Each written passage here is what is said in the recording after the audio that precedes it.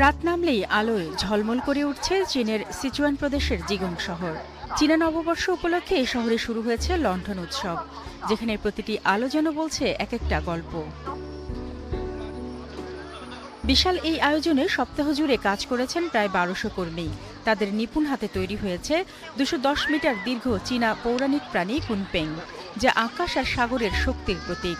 পাশে ১৮০ মিটার দীর্ঘ ঘোড়াসহ চীনা বীরাঙ্গনা মুলান, সাহস আর আত্মত্যাগের প্রতিচ্ছবি।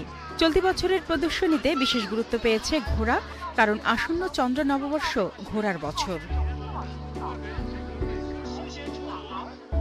উৎসবে ভিড় করছেন হাজারো দর্শনার্থী। আলোয় মোড়া সেতুর উপর দিয়ে হাঁটতে হাঁটতে সবাই যেন ঢুকে পড়ছেন এক রূপকথার জগতে।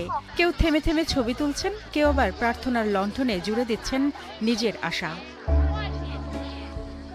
হাজার বছরের ঐতিহ্য বহন করা এই লণ্ঠন উৎসব চলবে ৫ সপ্তাহ, যা চন্দ্র নববর্ষের আনুষ্ঠানিক সমাপ্তির দিন হিসেবে পরিচিত।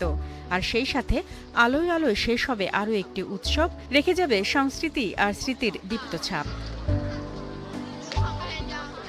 শারমিন স্বপ্না, একাত্তর।